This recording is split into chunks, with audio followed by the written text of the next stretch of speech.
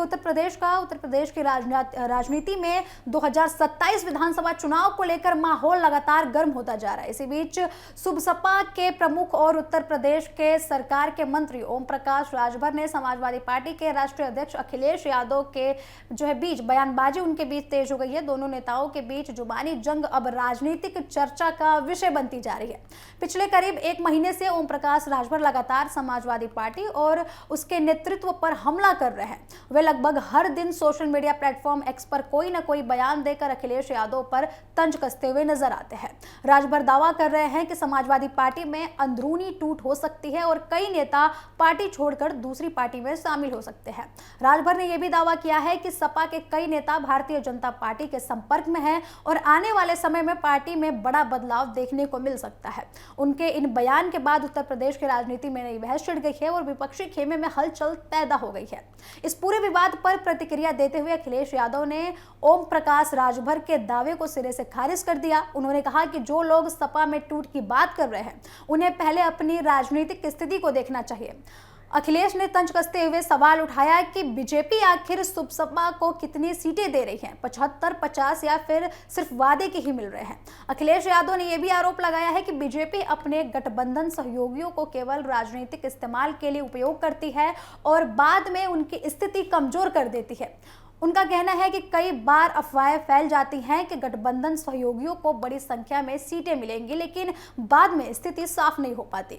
सपा प्रमुख ने यह भी आरोप लगाया है कि बीजेपी विपक्षी दलों को कमजोर करने की रणनीति अपनाती है और उन्होंने आगे ये भी कहा कि पहले भी कई पार्टियों में टूट कराई गई और नेताओं को अलग अलग तरीके से अपने पक्ष में किया गया। हालांकि उन्होंने आगे ये भी कहा कि समाजवादी पार्टी ऐसी परिस्थितियों से पहले भी निकल चुकी है और आगे भी मजबूती से ऐसी परिस्थितियों का मुकाबला करेगी।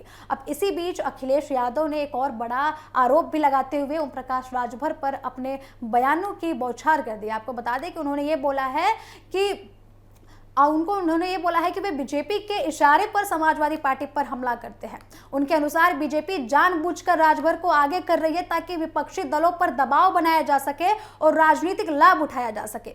अखिलेश यादव ने यह भी कहा कि जो नेता दबाव या लालच में पार्टी छोड़ते हैं उन्हें लेकर समाजवादी पार्टी ज्यादा चिंतित नहीं होती। उन्होंने दावा किया कि पार्टी के पास मजबूत कार्यकर्ता और नेता हैं जो लगातार संगठन को मजबूत कर रहे हैं और 2027 के विधानसभा चुनाव की तैयारी कर रहे हैं। राजनीतिक जानकारों का मानना है कि ये पूरा विवाद सिर्फ बयानबाजी तक सीमित नहीं है बल्कि आने वाले चुनावों की रणनीति का हिस्सा भी है। एक तरफ ओम प्रकाश राजभर अपने गठबंधन में अपनी उपयोगिता साबित करने की कोशिश कर रहे हैं, वहीं दूसरी तरफ अखिलेश यादव विपक्ष को एकजुट करने और पार्टी की छवि को मजबूत करने में लगे हुए हैं। राजनीतिक इतिहास की बात करें तो ओम प्रकाश राजभर और अखिलेश यादव पहले एक ही गठबंधन के हिस्सा रह चुके हैं। 2022 विधानसभा चुनाव में सपा ने सुबसपा को 19 सीटें दी थी जबकि 6 सीटों पर पार्टी को जीत मिली थी, लेकिन बाद में दोनों नेताओं के बीच मतभेद बढ़ गए और राजभर ने सपा से अलग होकर बीजेपी का दामन थाम लिया। आपको बता दें कि इसके बाद ओम प्रकाश राजभर लगातार समाजवादी पार्टी और उनके नेतृत्व पर हमलावर रहते हैं। वहीं अखिलेश यादव भी समय समय पर उन पर और बीजेपी पर राजनीतिक आरोप लगाते रहते हैं।